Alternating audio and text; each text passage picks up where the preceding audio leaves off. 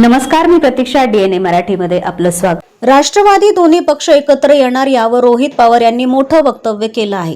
भाजपाची साथ अजित पवारांच्या पक्षाने सोडल्यासच एकत्र येण्याची शक्यता असल्याचं त्यांनी स्पष्ट केले. शेवटच्या टप्प्यात स्वतः अजित पवार हेही सर्वसामान्यांच्या प्रश्नांवर भाजपा विरोधात बोलत होते. मात्र सध्याच्या परिस्थितीत त्यांचा पक्ष भाजपाच्या मांडीला मांडी लावून बसणार असेल तर एकत्र येणे कठीण असल्याचं त्यांनी सांगितलं. बारामती विधानसभा मतदारसंघाबाबत बोलताना त्यांनी संभाव्य पवार विरुद्ध पवार लढतीचा मुद्दाही उपस्थित केला.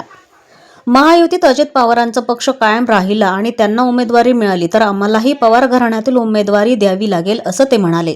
यामुळे बारामतीमध्ये पवार विरुद्ध पवार अशी लढत होण्याची शक्यता असून अशी परिस्थिती टाळायची असेल तर अजित पवार यांच्या पक्षाने भाजपाची साथ सोडावी असंही रोहित पवार यांनी स्पष्ट केलंय. विषय एवढाच आहे की भाजपची साथ अजितदादांच्या पक्षाला सोडली तर आम्ही एकत्रित येऊ शकतो.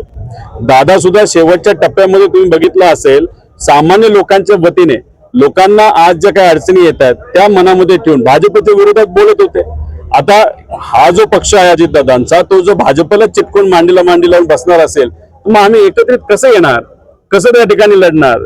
तसंच बारामतीमध्ये सुद्धा उद्या जाऊन जर महायुतीमध्ये तो पक्ष तिथं राहिला आणि त्यांच्याकडनं जर कुठेतरी पवार दिलं आणि इथून सुद्धा जर पवार देण्याचा निर्णय तिथं झाला का फक्त ते महायुती बरोबर, तर पवार विरुद्ध पवार हे होऊ शकतं.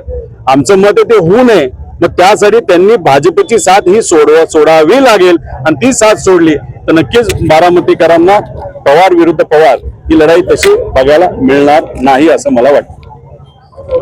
प्रतिनिधी मुंतजीर शेख, DNA मराठी, अहिल्यानगर.